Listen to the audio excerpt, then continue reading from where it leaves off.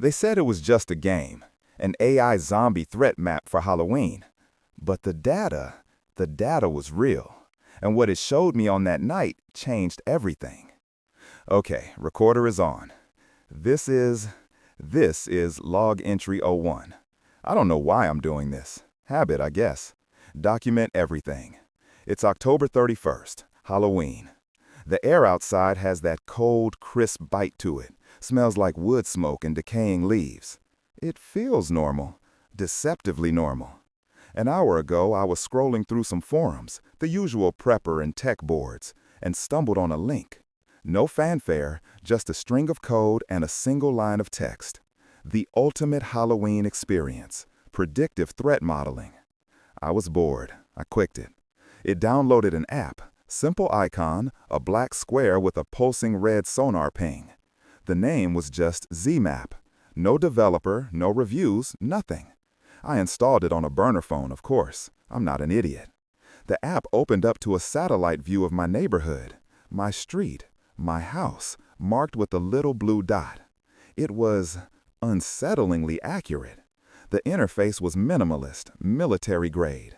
A few filters, bio anomalies, structural weakness, comms dead zones. I laughed.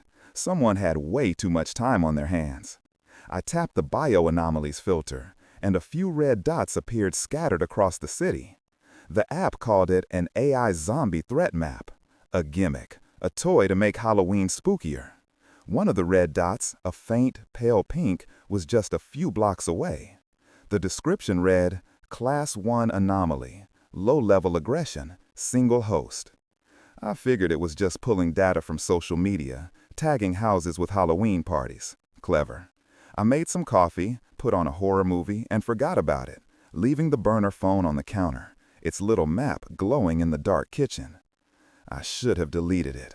I should have smashed the phone and thrown it in the river, but I didn't.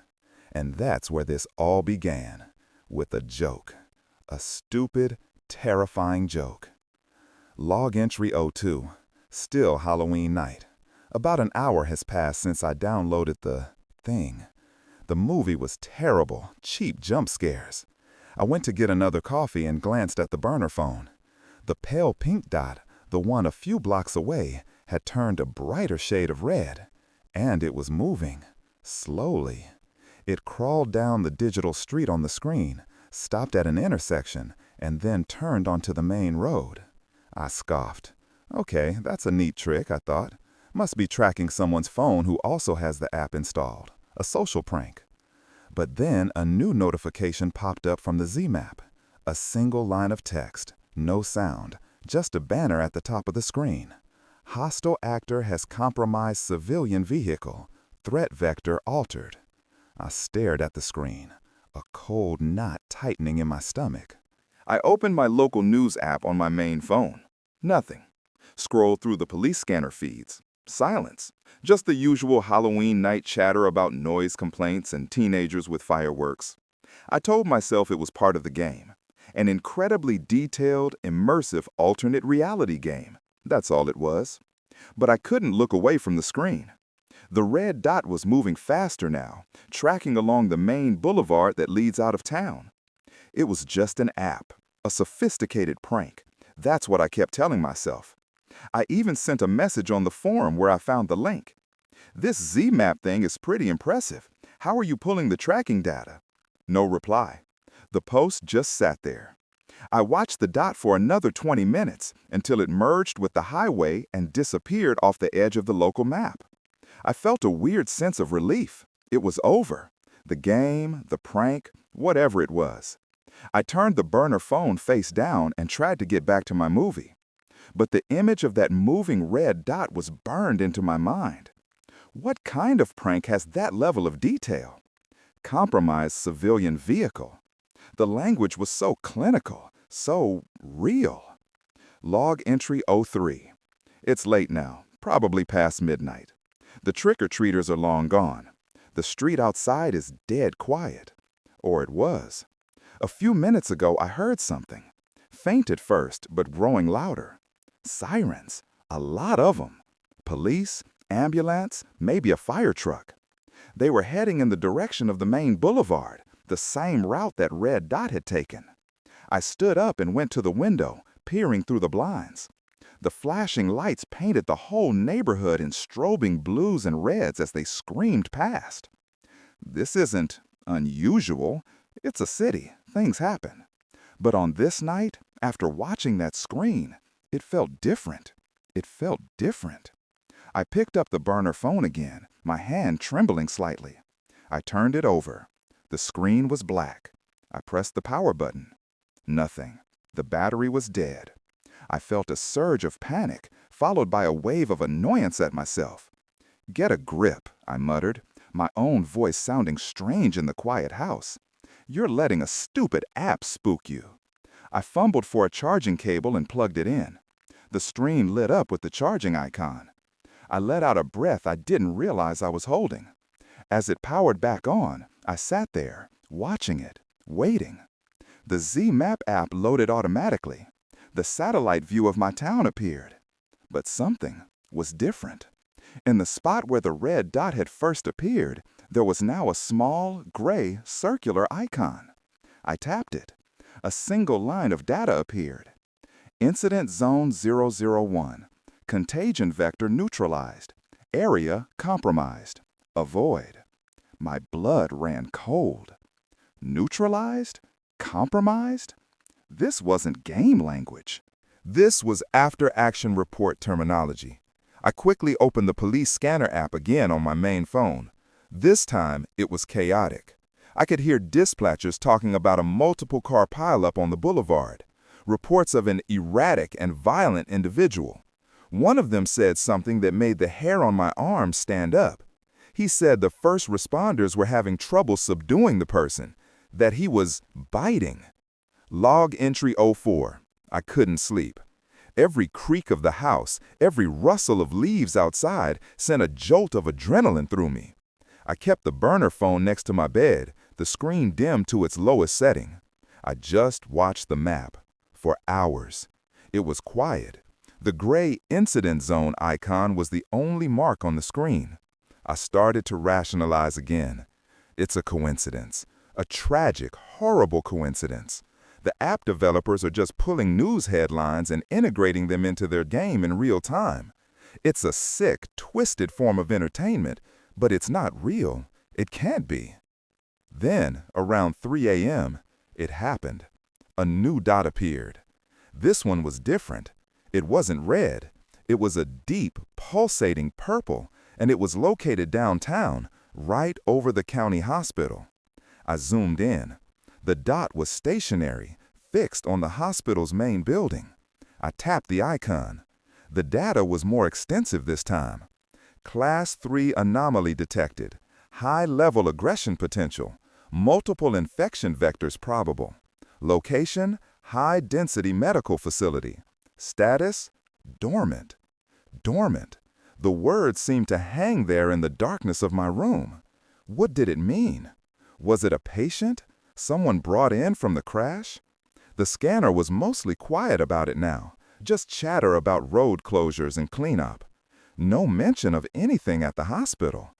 I felt like I was losing my mind, staring at this secret window into a world that no one else could see. Is this what paranoia feels like? Seeing patterns where there are none? Connecting dots that have no business being connected? But the language of the app, it was so precise. High-density medical facility. It knew. It knew that was the worst possible place for something like this to be. I watched the purple dot, unmoving, for what felt like an eternity. It was a time bomb, and I was the only one who could see the clock ticking down. I need to know what this is. I need to understand if I am going crazy or if the world is. Log entry 05. The sun is coming up. I haven't slept. The sky is turning that ugly gray that precedes the dawn. I feel hollowed out, exhausted. The purple dot over the hospital is still there, still dormant, still pulsating with a quiet menace that makes my skin crawl. I've spent the last few hours digging.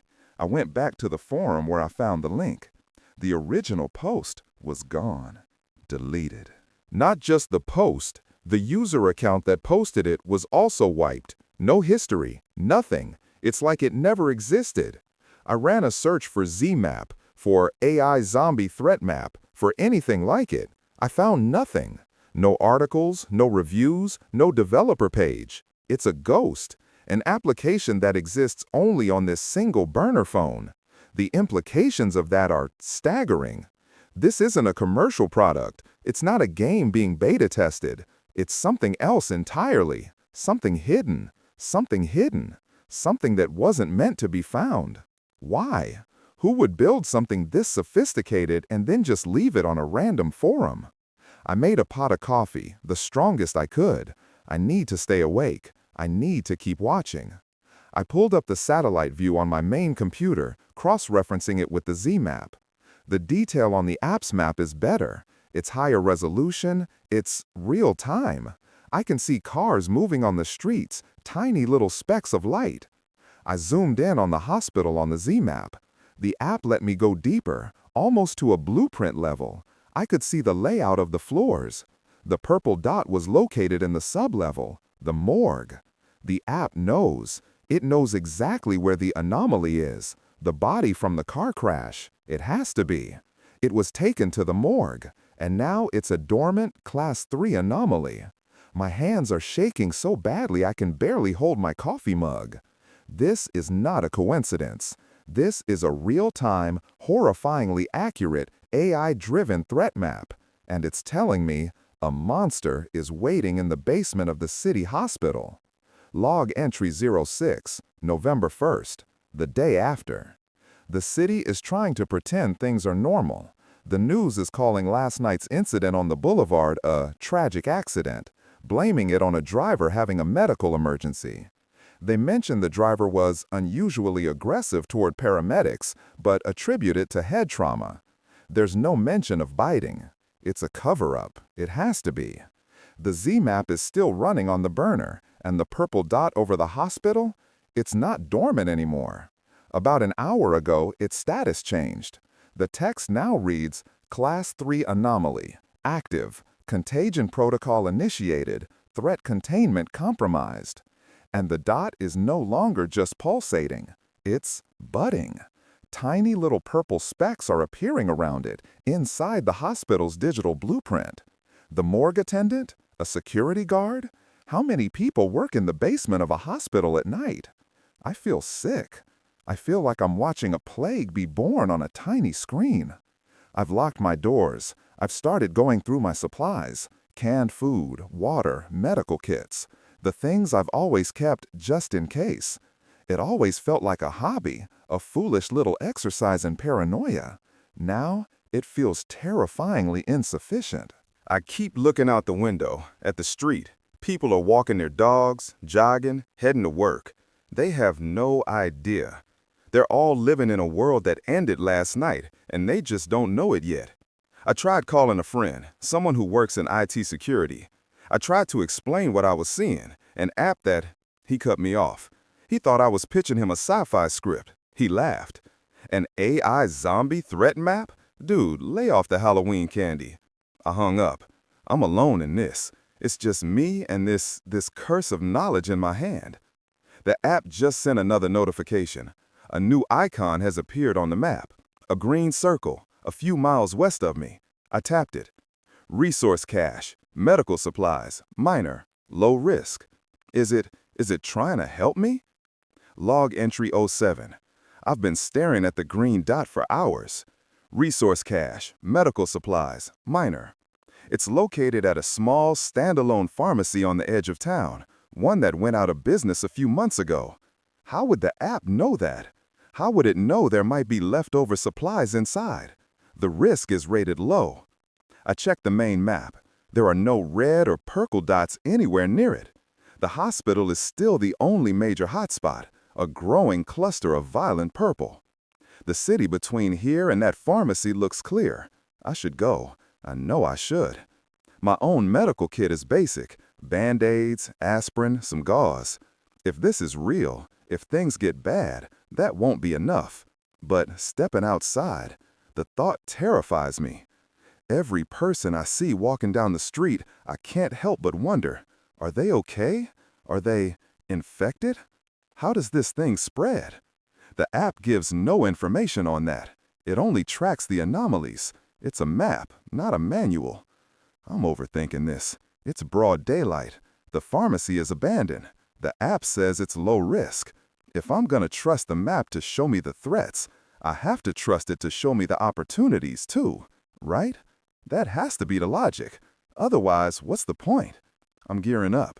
Backpack, sturdy boots, a crowbar from the garage. I feel ridiculous. I feel like I'm LARPing. But as I look at the growing purple stain over the hospital on the Z-map, I know this is the right thing to do. I have to act as if this is 100% real, because if I'm wrong, I just look like an idiot for a day. But if I'm right, being wrong isn't an option. Okay, I'm heading out. I'm taking the recorder with me. If something happens, well, at least there will be a record. This is my first real test of the new zombie survival app. Let's see how accurate it is. Log entry 08. I'm back. I was right. Oh God, I was so right. The drive to the pharmacy was the most nerve-wracking experience of my life. Every car that drove past me, every person on the sidewalk, I was watching them, looking for any sign of sickness, of aggression. But everything was normal. The sun was shining, the world was oblivious. I parked a block away and approached the pharmacy on foot. It was just as I remembered. Boarded up windows, faded for lease sign. I checked the Z-map. Still clear. The green dot was right on top of the building. I went around back.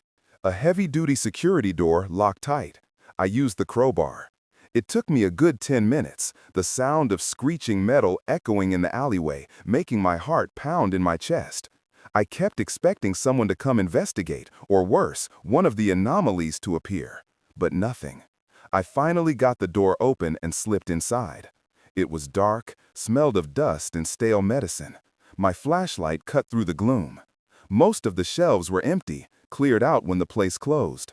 But behind the counter, in the back room, there it was. A few shipping boxes, overlooked or forgotten. I tore them open. Bandages, antiseptic wipes, painkillers, suture kits, antibiotics, everything. It was a treasure trove. It was exactly what the app said it would be. I stuffed as much as I could into my backpack, my mind racing. The app didn't just know there were supplies here, it knew the type of supplies. This isn't just map data, this is something else. It has access to shipping manifests, store inventories. The level of data aggregation is beyond anything I've ever heard of. As I was about to leave, I saw something on the floor. A smartphone, shattered. It must have belonged to an employee. Out of morbid curiosity, I picked it up. The screen was cracked, but it flickered to life. It was open to a news article. The headline made me drop the phone. Local scientist from Biogen Corp missing after lab accident. The article was dated a week ago. Biogen Corp's main research facility is less than a mile from where that first incident happened on Halloween night. Log entry 09. I'm home. I've unpacked the medical supplies, organized them. My hands are still shaking. Biogen Corp. It's a local bioengineering firm. They do cutting-edge genetic research, very secretive. Always rumored to be working on military contracts. And a scientist went missing after a lab accident, a week ago, a few days before Halloween, before the first red dot appeared on my AI zombie threat map. I'm not a detective, but this isn't a hard line to draw. This wasn't a random event. This was a leak, a containment breach. That scientist? Was he patient zero? Did he become the first anomaly? Did he crash his car on the boulevard? And now his body is in the morgue, turning the entire hospital into a hot zone? It all fits. It's a perfect, horrifying puzzle. And this app, the Z-Map, it's tracking it. It's tracking the spread. This wasn't made for Halloween. This wasn't made for me. This was made by someone who knew this was going to happen. Someone who needed to track it. Maybe someone from Biogen Corp themselves? A whistleblower? A terrified scientist who knew what they had unleashed? The thought is chilling.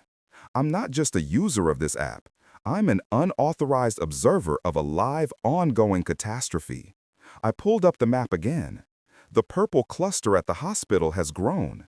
It's spilling out of the sublevel now, with several purple dots appearing on the ground floor. The status has updated again. Containment failure. Multiple Class 3 hosts active. Area classification red zone. And so the first time, a warning I hadn't seen before appeared at the top of the screen. Civilians in immediate vicinity are at extreme risk. Evacuation advisory is now in effect. The app isn't just a map, it's a warning system, and it's screaming at me that the apocalypse is starting, right now, just a few miles from my house. Log entry 10. The world is finally catching on, but it's too late. The news has exploded. It's not local anymore, it's national. Chaos at City Hospital. Violent outbreak overwhelms security. They're showing shaky cell phone footage from outside the emergency room. People running, screaming. Figures in medical scrubs swarming, attacking. They're not calling them zombies, not yet. They're using words like psychotic episode, drug-induced mania, unidentified contagion. But I know what I'm seeing. I'm cross-referencing the news footage with the Z-map. Every chaotic scene they show corresponds perfectly to a purple dot on my screen. The app is flawless. It's a God's eye view of the end of the world. The area around the hospital is now a solid, throbbing red circle on the map, a red zone. According to the app's legend, which I just discovered, red zones are areas of total infestation. Survival is unlikely. Entry is suicide. The police have set up a perimeter, but on the map, I can see them falling back. The red circle is expanding, slowly, like a drop of blood on paper. I can see individual purple dots breaking off from the main cluster, moving into the surrounding residential streets.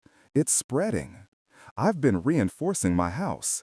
I boarded up the ground floor windows, not because I think it will stop them, but because I need to do something. My hands are raw from hammering nails.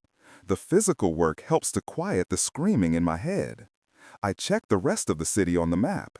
It's still mostly clear. A few new isolated red dots have appeared. A traffic stop that went bad. A domestic disturbance that turned ugly. Each one is a little brush fire.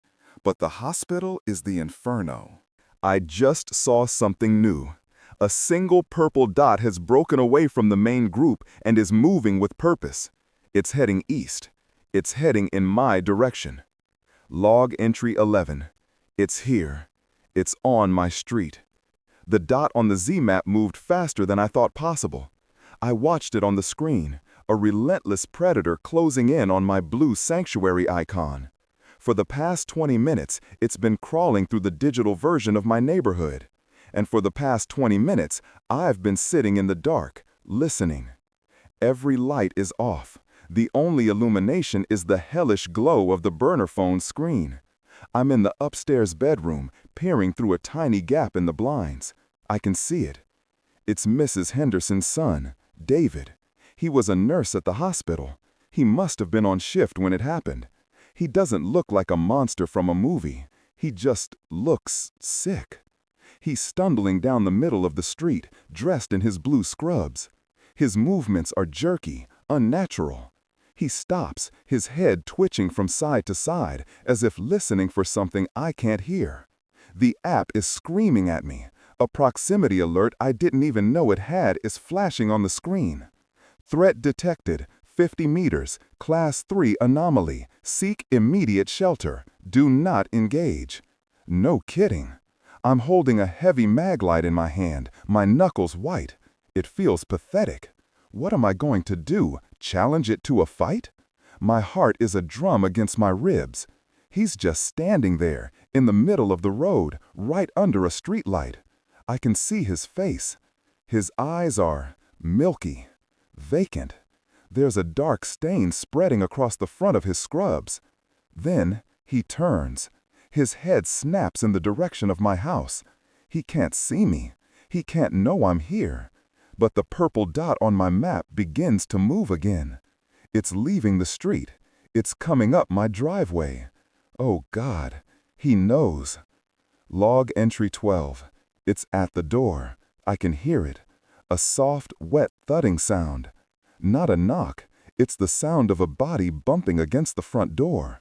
Over and over. Thud, thud, thud. My entire world has shrunk to this one sound.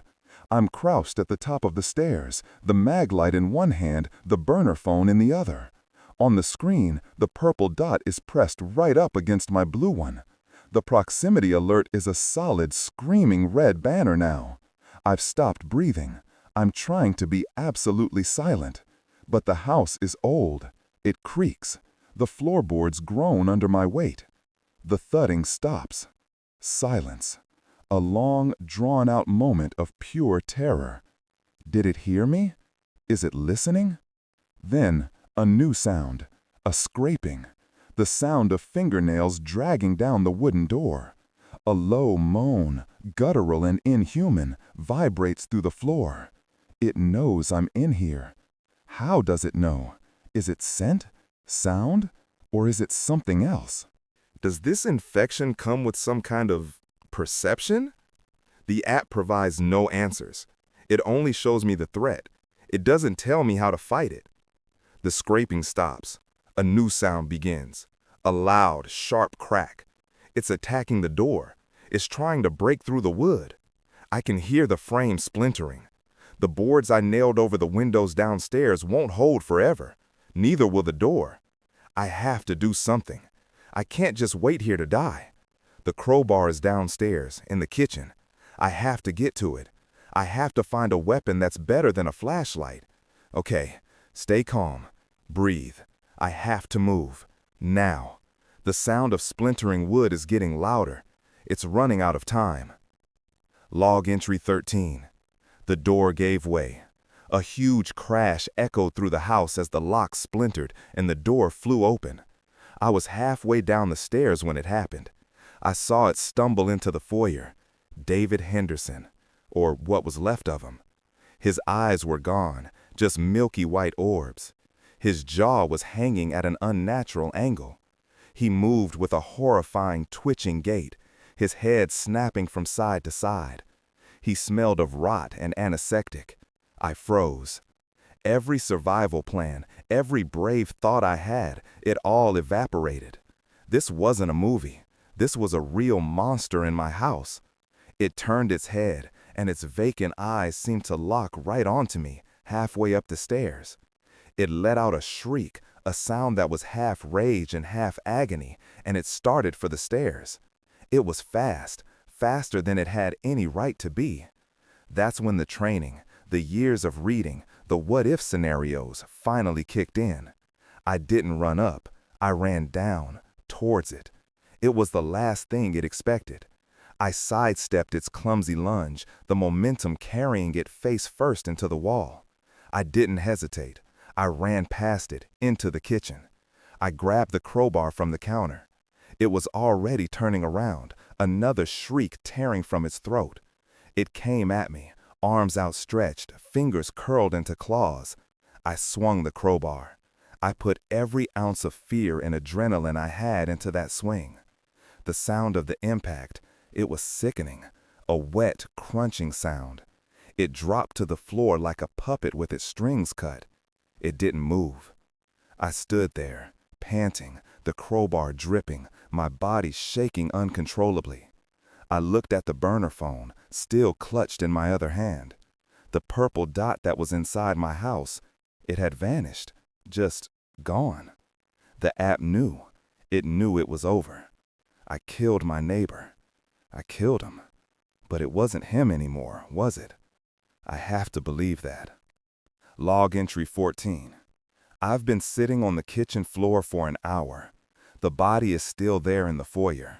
I can't bring myself to look at it for too long. The sun is setting. The house is filled with shadows.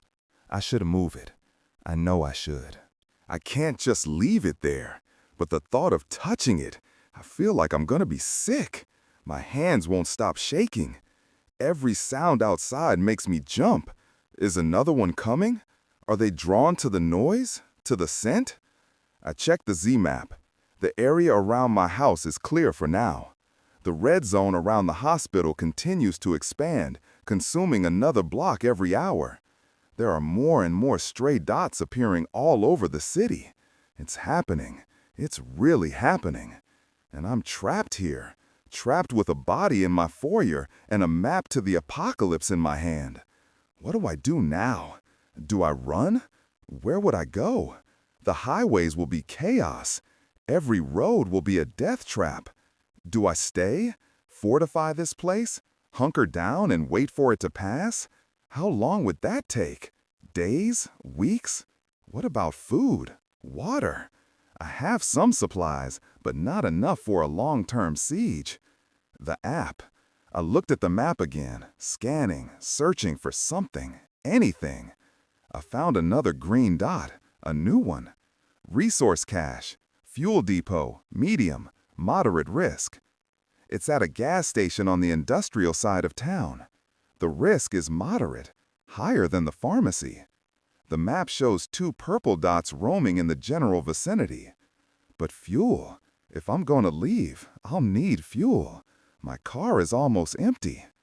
This app, it's a lifeline and a curse. It shows me the monsters, but it also shows me the path to survival. It's a test, a constant, brutal test. Can you get to the supplies before the anomalies get to you? First, I have to deal with this, with David. I can't stay in this house with him.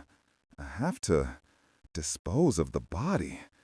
God, I can't believe this is my life now. Log entry 15. It's done. It was the hardest thing I've ever had to do. I wrapped the body in a tarp from the garage. I couldn't look at his face. I just focused on the task. It was heavy, unnaturally so. I dragged it out the back door, into the yard. I don't have a better plan. I can't bury it, not without making a huge amount of noise and taking hours. I left it by the back fence, covered. Maybe the cold will slow down the process. I feel like a monster, but I'm alive. I scrubbed the foyer floor until my knuckles were raw, but I can still see the stain on the wood. I'll never be able to unsee it. The house doesn't feel safe anymore. It feels violated, tainted. I have to leave. The decision is made. I can't stay here. My plan is simple. Wait until the pre-dawn hours, when activity might be at its lowest. Drive to the gas station, the fuel depot on the Z-map. Get as much gas as I can. Then I get out of the city. I'll head north, towards the mountains. Fewer people, more defensible. That's the plan anyway. I'm packing. Food, water, the medical supplies, weapons, the crowbar, a small axe from the garage, a kitchen knife. It all feels so inadequate. I looked at the app again. The 2 purple dots near the gas station are still there, circling a nearby warehouse complex. The app gives me details on them. Both Class 3. Predictable patrol patterns. That's a new piece of information. Patrol patterns. It means they're predictable. It means I can plan around them. This is how to survive a zombie apocalypse using AI. You don't guess, you don't hope, you use the data. You watch, you learn, and you move when the data tells you it's safe, or at least safer. I have a few hours until it's time to go. I should try to get some sleep, but I know I won't. I'll just be sitting here in the dark watching the dots. Log entry 16. It's 4 a.m. Time to go. The streets are empty, eerily empty. Not a single car, not a single person. It's like the entire city is holding its breath. I've got the burner phone mounted on the dashboard, the Z-map glowing. It's my navigator now, my oracle. I'm avoiding the main roads, sticking to the side streets the app is highlighting in a faint blue. Low-threat corridors, it calls them. So far, it's been right. I haven't seen anything. The silence is what's getting to me. No sirens, no alarms, nothing. The chaos from yesterday has died down into this tense, waiting silence. It's worse. The red zone around the hospital is a massive, angry blotch on the map now, covering at least a square mile. I'm driving around its perimeter, giving it a wide berth. Even from here, I can smell it. A faint, coppery, sweet smell of decay on the air. It makes my stomach turn. I just passed a car, abandoned in the middle of the road, its doors wide open. The dome light was still on. There was no one inside. No sign of a struggle. It's just empty, as if the driver simply vanished. I didn't slow down. I can see the industrial park now. The gas station is just a few blocks away. My heart is starting to pound again. The two purple dots are still there, circling the warehouse like sharks. According to the app, their patrol routes will take them to the far side of the complex in about 10 minutes. That's my window. A 10-minute window to get in, get the fuel, and get out. It's insane. My entire life now comes down to these tiny windows of opportunity provided by a mysterious app on a burner phone. But it's the only chance I've got. All right, deep breaths. I'm turning onto the final street. I see the gas station sign ahead. It's dark. Let's hope the pumps still have power. Log entry 17. The pumps were dead. Of course they were. The power must be out in this part of the city. For a second, I felt a crippling despair. It was all for nothing. I was trapped. But then I remembered. Gas stations have underground tanks. They have to be accessible. I looked around. The station was deserted. I got out of the car, crowbar in hand, and scanned the area. The Z-map showed the two purple dots moving away on the far side of their patrol. My window was open. I found the caps for the subterranean tanks set into the concrete near the pumps. They were sealed tight. It took all my strength using the crowbar as a lever, but I managed to pry one of them open. The smell of raw gasoline was overwhelming. Now what? I needed a way to get it out. I searched the station's convenience store, breaking the glass door to get in. It was already ransacked, shelves empty. But in the back, in a supply closet, I found what I needed. A manual hand-crank pump with a long hose. For a moment, I felt a surge of triumph. The app was right. The resource was here. I just had to work for it. I hauled the pump out and got to work. It was slow, grueling. Cranking the pump, filling up gas cans I found in the back of my own car, then emptying them into my tank. It was noisy. I kept glancing at the burner phone, watching the purple dots. They were starting to come back around. My 10-minute window was closing. I worked faster, my muscles screaming in protest. I managed to get the tank about 3/4 full, plus 2 extra cans. It would have to be enough. I could hear something now, a distant shuffling sound. The dots on the map were getting closer. I threw the pump aside, slammed the gas cap shut, and sprinted back to my car. As I started the engine, I saw them. 2 figures lurching out from behind the warehouse. Even in the darkness, I could see their jerky, unnatural movements. I didn't wait. I slammed the car into drive and peeled out of there, my tires screaming. I didn't look back. Log entry 18. I'm out. I'm out of the city. I'm driving north on the interstate. The sun is rising behind me, lighting up a world that looks completely normal. Green trees, open fields. If I didn't know better, I'd think it was just another day. But the Z-map tells a different story. The city I just left is a growing stain of red and purple, a cancer.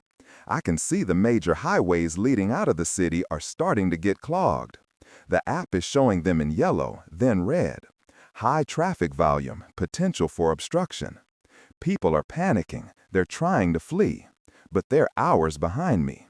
I had the warning. I had the map. I had a head start. I feel a strange, chilling sense of privilege. I am one of the chosen, one of the few who knows what's really happening, thanks to this phantom app. There's guilt mixed in there too. Should I have tried to warn more people? Who would have listened? They would have called me crazy, just like my friend did. I can't save the world. I can only save myself. The app is recommending a new route. It's telling me to take a secondary highway heading deeper into the mountains. Recommended route: low population density, multiple defensible locations. It's not just a map, it's a survival strategist. It's analyzing terrain, population data, everything. Who the hell built this thing? I've been driving for hours. I need to rest. I need to find a place to stop, somewhere safe. The app has a new icon I haven't seen before. A small blue house icon. I tapped it. Potential shelter, low risk, isolated structure, visually clear. It's an old farmhouse, a few miles off the highway, down a dirt road. According to the map, there are no anomalies for miles. It seems too good to be true, but I'm exhausted. My body is screaming with adrenaline fatigue.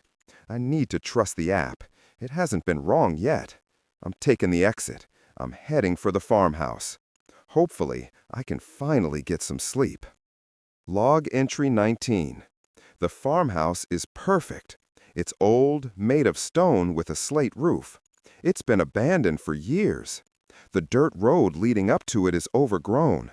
It's completely hidden from the main road. I did a sweep of the property, crowbar in hand, just like the app said. Visually clear. It was. The house was empty, just dust and cobwebs. There's a well out back with a hand pump. I tested the water. It's clear and cold. This place is a fortress. 2 stories, good sight lines over the surrounding fields. I dragged a heavy dresser in front of the main door, just in case. For the first time in 48 hours, I feel not safe, but safer. I can breathe. I ate some canned beans, cold, sitting on the dusty floor, watching the Z-map. The world is falling apart out there. The red zone over my home city has doubled in size. New, smaller red zones are appearing in other cities across the country. It's spreading, just as I feared. A pandemic. But it's not a virus you can catch from a cough. It's something you catch from a bite. The app's data is starting to form a terrifying picture. The infection vectors, the rate of spread, it's like watching a real-time epidemiological model of the apocalypse. And I'm sitting here in a forgotten stone house, watching it all unfold. I found something in the house. In the attic, under a dusty sheet, was an old shortwave radio. It looks ancient, but it might work. If the main communication grids go down, this could be my only way of getting information. Real information, not the sanitized garbage on the news. I need to see if I can get it working. But first, sleep. I'm going to wedge a chair under the bedroom door, keep the crowbar next to me, and sleep for as long as I can.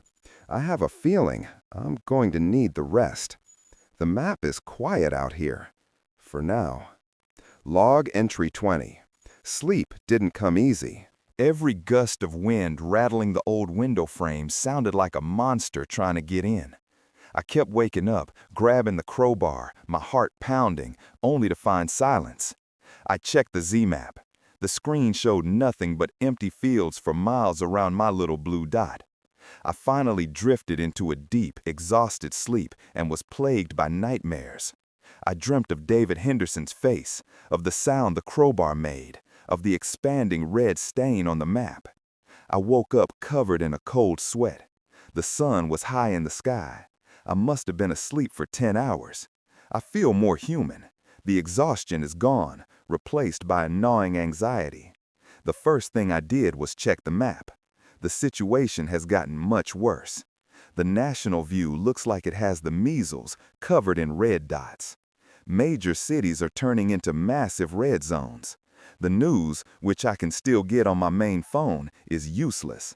It's all chaos and contradictory reports. They're calling it the rage virus, the affliction, anything but what it is. Martial law has been declared in several states. They're telling people to stay in their homes. Terrible advice, trapping themselves. The app is my only source of truth. I spent the afternoon working on the shortwave radio. It was simpler than I thought. A bit of cleaning, a new fuse scavenged from an old lamp, and it crackled to life. Most of the channels are static, but I found a few. Frightened, scattered voices. Truckers on the interstate, sharing sightings. Prepper groups coordinating on private channels. They're talking about fast movers and screamers. They're developing a new language for the apocalypse, and I'm listening in. I'm gathering intelligence. The radio is a good tool, but the Z-map? The map is everything. It just alerted me to something new. A large group of dots, maybe 30 of them, moving together. The app calls it a Hoard, and it's moving along the interstate I was on yesterday. It's about 50 miles south of me, but is heading north. Log entry 21. I've been tracking the Hoard on the Z-map all day. It's a terrifying sight, even as a collection of pixels. A dense cluster of purple dots, moving with a singular purpose. It consumes everything in its path. I watched it overrun a small town. The town had a few dozen blue dots, survivors, I guess. The Hoard swept over them, and the blue dots vanished, replaced by more purple ones. The Hoard grew. It's a self-propagating engine of destruction. The shortwave radio is buzzing with talk about it. A trucker saw it cross the highway. He was hysterical, said it was like a river of bodies, thousands of them. My app says 30, but maybe it only displays a representative number. Or maybe the trucker was exaggerating in his panic. Either way, it's bad. The Hoard is moving steadily north. At its current speed, it will pass my location in about 2 days. It's not heading directly for me. Its path is along the main interstate, a few miles east. But it's too close. A few of them could break off. The noise could draw them. I can't stay here. The farmhouse, as good as it is too close to their path. My perfect fortress has become a potential tomb. I have to move. Again. I looked at the map, searching for a new destination. I need to go further north, deeper into the mountains. The app is highlighting a new potential shelter. A fire lookout tower. Defensible position. High ground. 360-degree view. Extremely low risk. Note, requires off-road vehicle or hiking. It's perfect. Utterly isolated. I can see for miles. Nothing can sneak up on me there. But getting to it will be a challenge. The last few miles are just a trail. I'll have to abandon the car and go on foot. I'm packing again. Lighter this time. Only the essentials. Food, water, medical kit, weapons, the burner phone, and a solar charger I found in my old camping gear. This is the new routine. Assess the threat, find a safe harbor, move, survive, repeat. I'll leave at first light tomorrow. I just have to survive one more night here, hoping that river of death stays on its course. Log entry 22. I'm on foot. I drove the car as far as I could up an old logging road, then hid it under some branches. Now it's just me and the backpack. The lookout tower is about 5 miles ahead, according to the Z-map. The terrain is rough, steep inclines, thick woods. The silence here is different from the city. It's a natural silence, full of the sound of wind in the trees and birds. It's calming, but my nerves are still on edge. Every snapped twig sounds like a footstep. I'm checking the map every few minutes. The Hoard is still moving, a menacing slug of purple on the screen, thankfully still miles to the east. The area around me remains completely clear, not a single dot. It seems I'm truly alone out here. The weight of the pack is starting to get to me. I probably brought too much canned food, but I'd rather have too much than not enough. This journey is a test of my physical limits, something I haven't done in years. The Z-map is proving invaluable even for this. It's showing me the easiest path, highlighting the trail, warning me about steep drop-offs. It's a hiking GPS on top of everything else. The sophistication is mind-boggling. I found something strange a little while ago. A tree with an odd symbol carved into it. A circle with a line through it. It looked fresh. It wasn't on any map. It feels like a marker. Is someone else out here? A survivor? A group? The thought is both comforting and terrifying. Other people are a resource, but they're also a threat. The app doesn't show other survivors, only the blue dot that is me. It's a flaw in the system. Or a deliberate choice. Maybe the creator didn't want users to find each other. I'll have to be careful. I'm not the only one trying to survive out here. I can see the tower now, a tiny speck on top of the next ridge. Just a little further. I have to make it before dark. Log entry 23. I made it. I'm in the fire lookout tower, and it is everything I hoped it would be. It's a small cabin on top of a 30-foot steel structure. The view, I can see for 50 miles in every direction. A panoramic vista of endless forest and distant mountains. It's beautiful and terrifying. I feel like the last man on Earth. The cabin itself is small, one room with windows on all sides. There's a small cot, a table, and a wood-burning stove. And best of all, the door is solid steel with a heavy bolt. Nothing is getting up here without me knowing about it long in advance. I check the map. The Hoard is passing. From up here, I can actually see it. A dark, moving smudge on the distant highway, like a column of ants. I'm watching it through an old pair of binoculars I found in the cabin. It's mesmerizing and horrifying. The sheer number of them. The trucker was right. It's not 30, it's thousands. The app must be showing command units or clusters, not individuals. This is a critical piece of new information. The numbers on the app are an abstraction, not a census. The threat is always bigger than it appears on screen. This changes my calculations. It changes everything. I'll stay here for a while. This is the safest place I could possibly be. I can watch the Hoard pass, monitor the map, listen to the shortwave, and plan my next move. I have a supply of wood for the stove. I have food for a week, maybe 2 if I ration. I have a defensible position. For now, this is home. A tiny metal box on stilts in the middle of a world gone mad. But it's my box, and it's safe. I watch the sunset from up here. I've never seen so many stars. The power grids must be failing all over. The world is getting darker. Log entry 24. I've been in the tower for 2 days. The Hoard has passed, a foul memory moving south now, leaving a trail of silence in its wake. I've been spending my time listening to the shortwave radio. The chatter is getting more desperate. People are running out of food, fuel. Factions are forming. Some groups sound organized, militaristic. Others are just scared people trying to find a safe place. I heard a broadcast last night that chilled me to the bone. It was a repeating message, automated. A woman's voice, calm and clear, reading a series of numbers, then a set of coordinates. It sounds like a number station, the kind spies used to use. What is it? A message for someone? A coded warning? The coordinates were for a location about 200 miles north of me, deep in the mountains. The Z-map shows nothing there, just empty wilderness. But the broadcast is on a loop. It's important. I wrote down the numbers, the coordinates. I don't know what they mean, but information is the most valuable currency right now.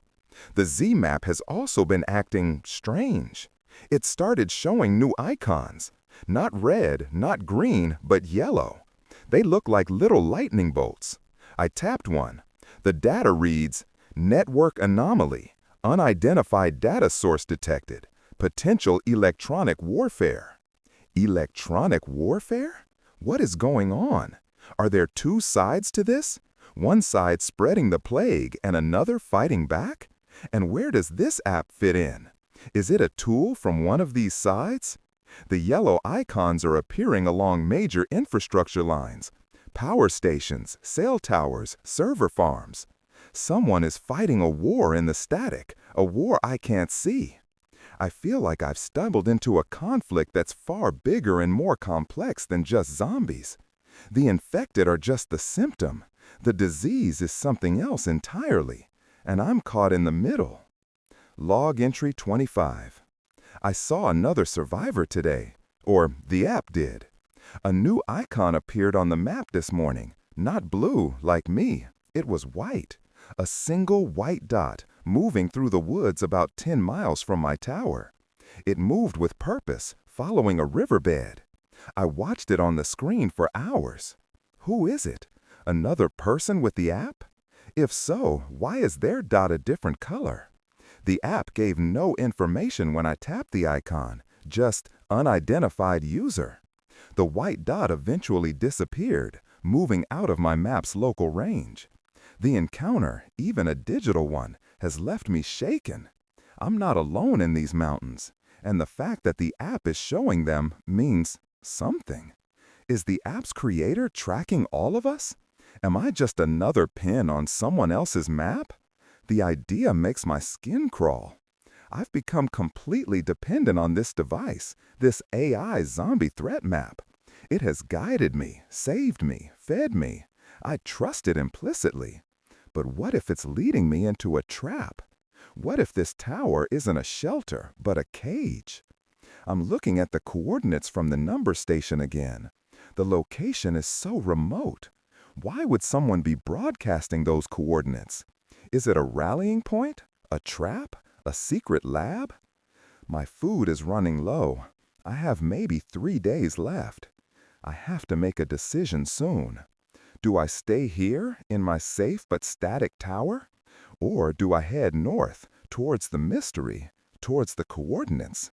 It's a huge risk. But sitting here, waiting to starve, that's not survival. That's just a slow death. I have to know what it means. I have to know who is behind this. I'm going north. I'll leave in the morning. I'll follow the coordinates from the radio, and I'll trust the map to keep me safe along the way. I just hope I'm not making a terrible mistake. Log entry 26. Back on the trail. The tower is a tiny speck behind me now. The decision to leave felt right. The wilderness is dangerous, but staying in one place felt like waiting for the end. The coordinates from the number station are my new destination. They're programmed into the Z-Maps navigation. The app has plotted a route for me, a winding path through the mountains that avoids the few small towns in this area. Most of those towns are showing clusters of purple dots now. The infection has spread, even out here. It seems nowhere is truly safe. I found another one of those carved symbols today on a rock face overlooking a valley. The same circle with a line through it. It was on the path the app recommended. This can't be a coincidence. Is the app leading me along a trail someone else has marked? Is the app connected to the people who made these symbols? Or are the symbols a warning? Do not pass? I have no way of knowing. I have to press on. The journey is going to be long. At least a week on foot. I'm rationing my food carefully. The app has marked a few potential resource caches along the way. A ranger station, a hunting cabin. My survival depends on them being intact and stocked.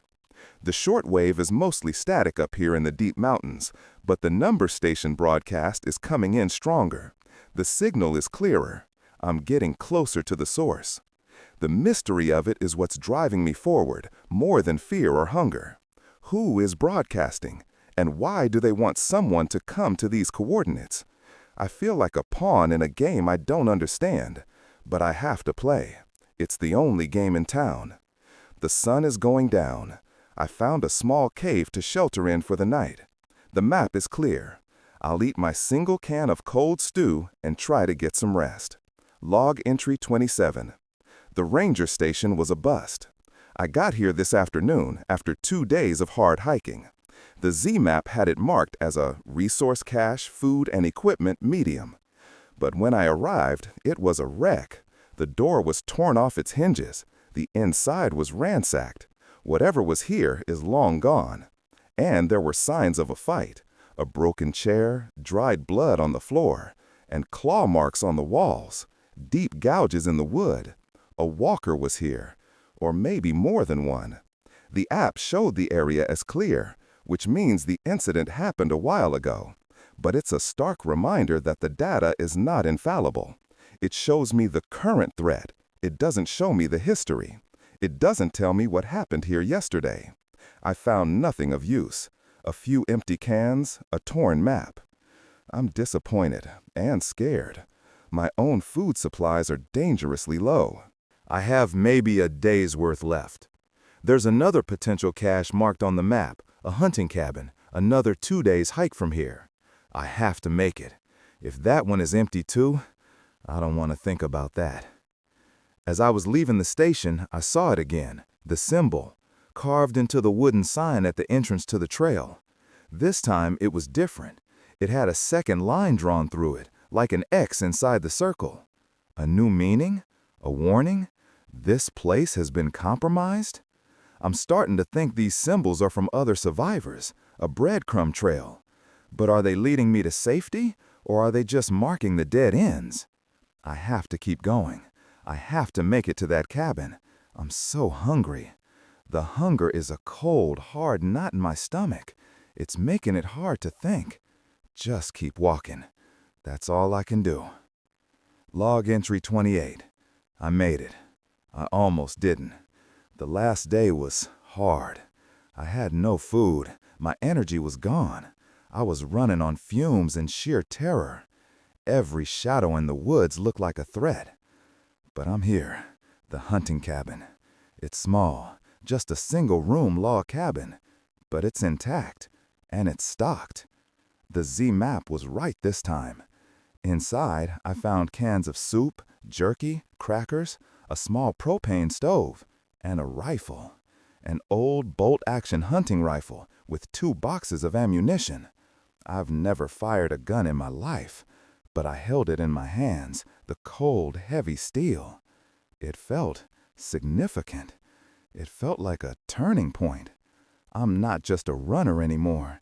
Now I can fight back, at a distance. I spent the evening eating, slowly, carefully. The feeling of food in my stomach was the best thing I've ever experienced. I've been studying the rifle, learning how it works. The mechanism is simple, robust. I feel a little bit safer. More than a little. The cabin also had a journal. It was left on the table, open. The last entry was from about a week ago. It was from a hunter who got trapped here when things started. He wrote about the sick people in the woods.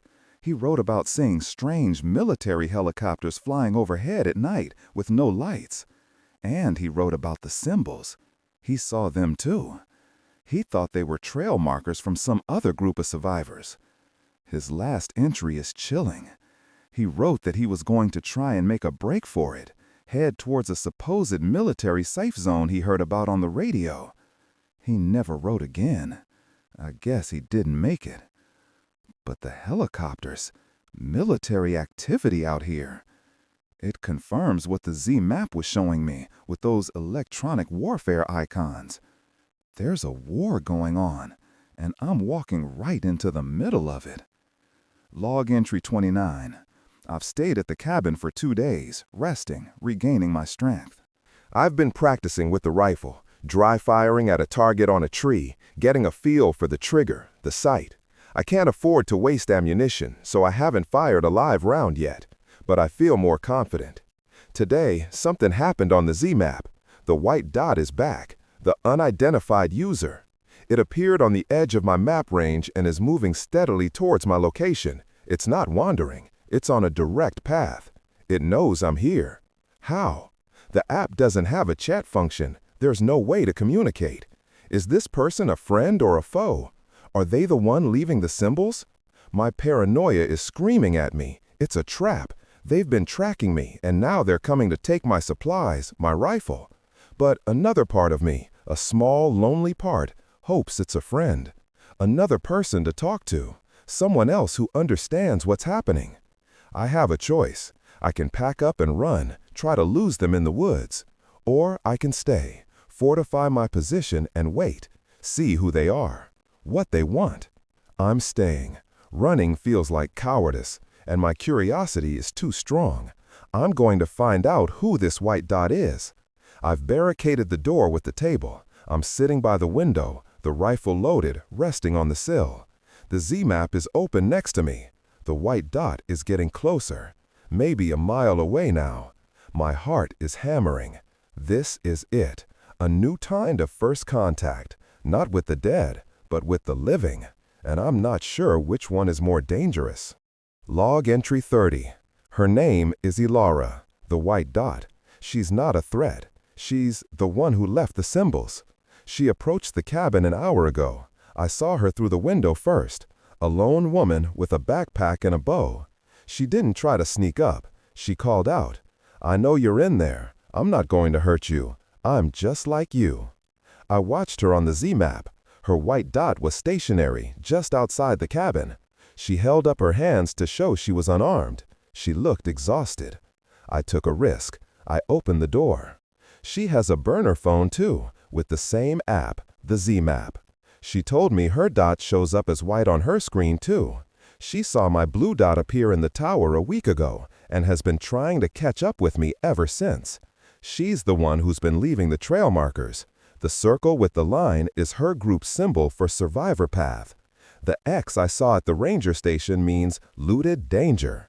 She's part of a small group, a handful of survivors who all got the app on the same day, from the same forum. They believe the app is a rescue tool, a guide left by a whistleblower from Biogen Corp. They've been using it to find supplies and avoid the hordes. And they're the ones who have been listening to the number station. The coordinates, she told me, are not a trap. They believe it's the location of the whistleblower, a place called Sanctuary, a safe zone run by the very people who knew this was coming and tried to prepare. It seems too good to be true. A sanctuary in this world? But Ilara believes it, and listening to her, I want to believe it too. She's the first person I've had a real conversation with since this all started. It feels good. We're going to travel together, head north to the coordinates, to Sanctuary. It's a long shot, but it's better than being alone. Log entry 31. Traveling with another person is strange. It's a massive adjustment. For weeks, my world has been one of total silence and solitude, my own thoughts, my only company. Now there's conversation, shared watches at night, the simple act of dividing up a can of soup. Ilara is tough, resourceful. She grew up in these mountains, she says. She knows how to hunt, how to track, how to read the land in a way I never could. Her weapon of choice is a compound bow. It's silent, and she can retrieve her arrows. It's 100 times more practical than my loud single-shot rifle. We make a good team. My tech-savvy analysis of the Z-map and her real-world survival skills. Our two dots, one blue and one white, now travel together across the digital landscape of the app. It's comforting to see. We talked more about the app. Her version is identical to mine. She confirmed my theory about the Hoard numbers. The app shows clusters, not individuals. She also sees the yellow electronic warfare icons. Her group believes it's the military trying to scrub the internet of any information about the outbreak, fighting a losing battle against whatever rogue AI is powering our maps. Because that's what we think it is, a rogue AI. The whistleblower didn't just leak an app, they unleashed an independent artificial intelligence onto the network with one directive: help survivors. The Z-map isn't just a map, it's our guardian angel, a ghost in the machine fighting a secret war on our behalf. It's an insane theory, but it's the only one that fits all the facts. The predictive accuracy, the real-time data from inventories and infrastructure, the strategic recommendations. No human could process that much information, but an AI could. We're putting our faith in a machine that is leading us to a set of mysterious coordinates, to a place called Sanctuary. It's a leap of faith, but we're taking it together. Log entry 32. We had to go through a town today. There was no way around it. A river gorge blocked our path, and the only bridge was on the edge of a small mountain town called Harmony Creek. The Z-map showed it was infested. A cluster of about 15 purple dots, mostly concentrated in the town center, but the bridge was on the outskirts. The app highlighted a path for us, a low-visibility route that went through the backyards of a residential street. It was a calculated risk. We had to take it. Entering the town was like stepping into a nightmare. It was silent. Abandoned cars were everywhere, some with their doors hanging open. We moved slowly, quietly, using the houses for cover. Ilara with her bow at the ready, me with the rifle. My hands were so sweaty I could barely keep a grip on the stock. We saw one. It was a mailman, or it used to be. He was just standing in a front yard, twitching, his head at a broken angle. We froze behind a fence, watching him. He didn't see us. We gave him a wide berth, slipping from yard to yard. The tension was unbearable. Every dog bark, every creaking gate sounded like a death sentence. We made it to the bridge. It was clear. We were about to cross when we heard it. A scream. It came from a house near the bridge, a woman's scream, followed by the guttural roar of one of the infected. We looked at each other. We could just run, get across the bridge and never look back. But someone was alive in there. Before this, alone, I would have run 100%. But with Ilara here, I don't know. We're hesitating. The Z-map is showing a new icon I've never seen before, a flashing orange circle right over the house with the screams. I tap it. Dynamic event, survivor in distress, high risk, high reward. The app is giving us a choice, a side quest in the middle of the apocalypse. What do we do? What would a good person do? Log entry 33. We went in. I don't know if it was bravery or stupidity. Ilara made the call. No one gets left behind, she said, her group's motto. The plan was simple. She would draw its attention, and I would take the shot. It was my first time firing the rifle for real. We crept up to the house. The screaming had stopped, a bad sign. Through the window, we saw it. A single infected, a big guy, was standing over a woman who was crawling away, her leg bleeding. There was a man on the floor, not moving, her husband maybe. The infected was focused on the woman. It hadn't seen us. Ilara whistled, a sharp, piercing sound. The creature's head snapped up, turning towards the window. It let out a roar and charged. "Now!" Ilara yelled. I raised the rifle. Everything seemed to slow down. The training, the dry firing, it all came back. I put the sight on its chest just as it smashed through the window, glass exploding everywhere. I pulled the trigger. The sound was deafening. The recoil slammed the stock into my shoulder hard. But the shot was true. The infected stumbled, a dark hole appearing in its chest. It didn't go down. It just roared in anger and kept coming towards us. "Headshot, always the head," Ilara screamed, drawing her bow. But she was too close. It lunged for her. I worked the bolt action, my fingers fumbling, ejecting the spent cartridge, chambering a new round. It felt like it took an eternity. The infected was on top of her. I aimed for its head. I couldn't get a clear shot. Ilara stabbed at it with an arrow. I just fired. The bullet hit it in the side of the head. It dropped like a stone, collapsing on top of her. For a second, I thought I'd hit her too. But she pushed the body off, gasping for air. She was okay. We got the woman out. Her name is Sarah. Her leg is broken. Her husband? He didn't make it. We saved one, but we're not heroes. We're just survivors.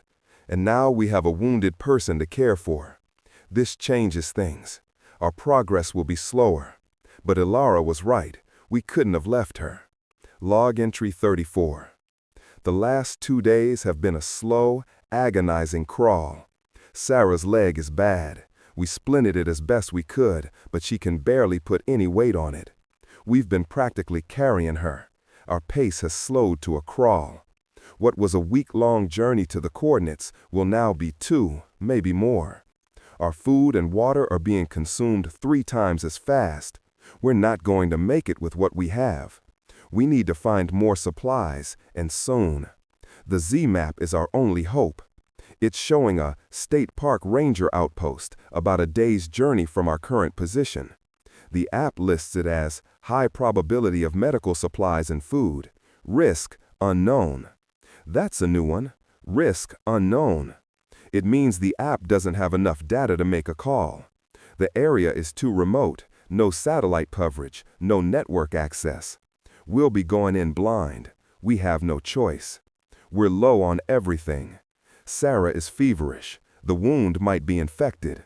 If we don't find antibiotics at that outpost, she won't make it. The mood has shifted. The optimism I felt with Ilara is gone, replaced by a grim, desperate resolve. We don't talk much. We just focus on moving forward, one painful step at a time. I fired the rifle twice. I now have 18 rounds left. Every shot is a countdown. Ilara has been scouting ahead, silent and efficient. I stay with Sarah, the Z-map in one hand, the rifle in the other. I feel responsible. We made the choice to save her. Now we have to live with the consequences. We have to keep her alive. This is the ultimate test of survival. It's not just about keeping yourself alive anymore. It's about keeping your humanity alive, even if it kills you. Log entry 35. We found the outpost. It was hidden in a dense pine forest, a collection of small cabins. And it was quiet, too quiet. The app was still showing risk unknown. No purple dots, no red zones, just nothing. We left Sarah hidden in a ravine a few hundred yards back and approached with caution. The place was pristine. No signs of a fight, no ransacked buildings. It looked like the Rangers just locked up and left. It felt wrong, a trap. We cleared the main cabin first. It was empty. But the supply locker was fully stocked. Canned food, water purification tablets, and a massive first aid kit. We found it, broad-spectrum antibiotics, everything we needed. It was a miracle, a jackpot. It was too easy. As Ilara was packing the supplies, I was looking at the Z-map. Something was bothering me. I started playing with the filters. Not just bio-anomalies, but the other ones. Structural weakness, comms dead zones. I turned on a filter I'd never used before. Subterranean anomalies. And then I saw it. A huge, pulsating red mass deep underground, directly beneath the outpost. The app's data was terrifying. Class 5 biosignature. Massive organic mass. Status, hibernating. Class 5? I'd never seen anything higher than a Class 3. This wasn't a zombie. This was something else. Something much, much worse. The Rangers didn't leave. They were taken. This place isn't a safe haven. It's a nest. We have to go, I said to Ilara, my voice trembling. Now. As I said it, a low, vibrating hum started, seeming to come from the ground beneath our feet. The burner phone screen flashed with a new warning, a word I had never seen before and hoped to never see again. Awakening. Log entry 36. We ran. We grabbed the medical supplies and we ran. The humming grew louder, a deep, resonant thrum that vibrated in my bones. The ground was shaking. We didn't look back. We scrambled back to the ravine where we left Sarah. She was terrified. What was that? An earthquake? She asked. Worse, was all I could say. We helped her up and we kept moving, as fast as we could, away from that cursed place. I kept the Z-map open. The red mass under the outpost was no longer hibernating. Its status was now active, surface eruption imminent. We were a few miles away when it happened. A sound like a thunderclap echoed through the mountains, followed by a tremor that nearly knocked us off our feet. We turned and looked back. A massive plume of black dust and debris was rising from where the outpost had been. The entire area was gone, replaced by a gaping crater. And from the center of that crater, something was rising. It was huge, a writhing mass of tentacles and flesh, a biological nightmare that defied description. It was a living mountain of horror. The Z-map was going crazy. The single red mass had shattered into hundreds of smaller, faster-moving red dots that were pouring out of the crater, spreading into the forest. And a new classification appeared. Class 5 progenitor, Class 2 swarmers. We didn't just stumble upon a nest. We stumbled upon a queen, a hive. We just witnessed the birth of an army of new monsters, and they were spreading out in all directions, including ours. We have to move faster. Sarah is slowing us down, but we can't leave her.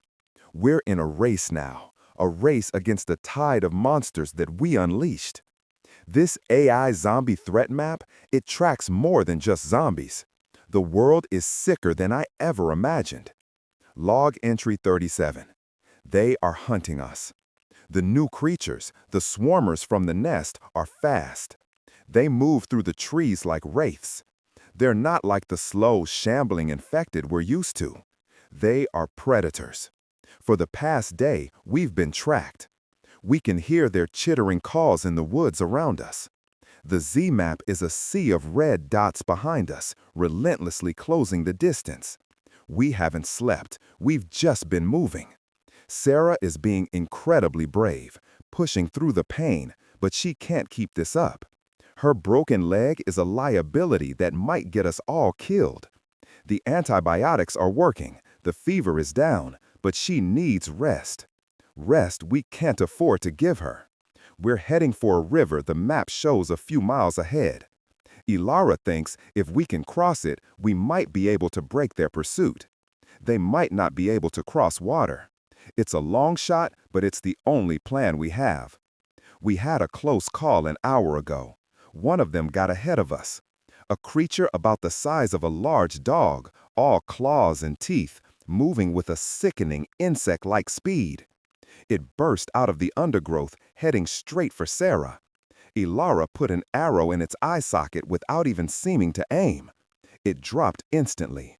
But there are hundreds more behind us. We can't fight them all. The rifle is useless against something that fast. I've been a liability. My role has been to navigate, to watch the map, while Ilara and her bow have kept us alive. We are a few hundred yards from the river now. I can hear the water. Please let this work. Please let us find a way across. The chittering sounds are getting closer. They know we're cornered. Log entry 38. The river was a torrent. The spring melt must have been heavier than usual. It was at least 50 yards across, a churning whitewater nightmare. There was no way to cross it, not with a wounded person. We were trapped. The chittering of the swarmers was all around us now, closing in. We could see them at the edge of the trees, flitting between the shadows. It was over. We were going to die here, on this muddy riverbank. Sarah started to cry, quietly. Ilara just stood, knocking an arrow, her face a mask of grim defiance. I looked at the Z-map one last desperate time. Was there anything, any option I had missed? And I saw it. A tiny, faint icon I had never noticed. A structural icon. Cave system entrance. It was right here. Practically under our feet, hidden by a tangle of tree roots and bushes. "This way," I yelled, pointing. We scrambled towards it. It was a narrow opening, barely big enough to crawl through. Ilara went first, then we helped Sarah through. I was the last one in, pulling myself into the darkness just as the first of the swarmers broke through the trees and charged our position. We crawled deeper into the cave, into the suffocating darkness. The sounds of the creatures faded behind us. We are safe, for now. Hiding in the dark, deep inside the earth. The Z-map still works down here, somehow. It's showing the cave system as a network of blue lines. It also shows that the swarm of red dots has converged on the entrance, but they're not coming in. It seems they're afraid of the dark or the enclosed space. We are trapped in here, but we are alive. The cave is our prison and our sanctuary. We have no idea where it leads, but for now, we can finally rest. The air is cold and damp and smells of wet stone, but it's the best thing I've ever smelled. Log entry 39. We've been in the caves for what feels like days. We have no way of knowing for sure. Our sense of time is gone. We sleep when we're tired, we eat when we're hungry. We're moving deeper into the network, following the path laid out by the Z-map. The app is our only light. its screen casting a ghostly glow on the damp cave walls. The swarm is still waiting at the entrance, a persistent cluster of red that won't leave. There's no going back. We have to go forward. The caves are a labyrinth. Without the map, we would have been hopelessly lost within minutes. But the AI guides us, showing us the main passages, warning us of flooded sections and vertical drops. It's an incredible tool. How does it know the layout of this unmapped cave system? The question of the app's origin and its true capabilities continues to haunt me. We are running low on food again. The supplies from the outpost won't last forever. Sarah's leg is healing, but slowly. The darkness and damp are not good for her. We need to get out of here soon. The number station broadcast. It's gone. We're too deep underground. We have no contact with the outside world. All we have is the map. And the map is leading us north, always north. The cave system seems to be taking us in the direction of the coordinates. Is it possible? Could this be a literal underground railroad, a secret path to sanctuary? It seems too fantastical to be true. But then, everything about this journey has been fantastical. We saw something strange yesterday. Carvings on the wall. Not the survivor symbols Alara has been leaving. These were ancient. Petroglyphs. They depicted strange, star-like figures and creatures. Creatures that look terrifyingly similar to the swarmers and the giant progenitor from the nest. This place, this evil, it's not new. It's been here for a very, very long time. Log entry 40. We saw a light, a real light, not the glow of the phone screen. A faint glimmer at the end of a long tunnel. It's the exit. We are going to get out of this tomb. As we got closer, the shortwave radio started to crackle. A signal was getting through. And we heard it again. The number station. The woman's voice, clearer than ever before. Reading the numbers and then the coordinates. We were right underneath it. The cave system was a secret path leading directly to the source of the broadcast. We emerged from the cave into a small, hidden valley. It was like stepping into another world, green, lush, and completely untouched by the chaos outside. In the center of the valley was a large, modern building, a geodesic dome that gleamed in the sun. Antennas and satellite dishes bristled from its roof. This is it. This is sanctuary. We approached cautiously. There were no guards, no fences, just the dome. The main door slid open as we approached, as if it were expecting us. We stepped inside. The interior was a vast, open space filled with computer servers, hydroponic gardens, and advanced-looking equipment. And in the center of it all was a single person, an old woman sitting at a massive computer terminal. She turned as we entered, and she smiled. "Welcome," she said, her voice calm and familiar. It was the voice from the radio. "I was wondering when you'd get here. The AI told me you were close." She gestured to the main screen in front of her. It was displaying the Z-map, a map of the entire world, covered in blue dots, white dots, and the ever-present stains of red and purple. "My name is Dr. Eris Thorne," she said. "I'm the one who released the AI. I suppose you have questions." Log entry 41. We've been in Sanctuary for a day. Dr. Thorne has answered our questions, all of them. She was one of the lead scientists at Biogen Corp. They weren't creating a virus, they were studying it.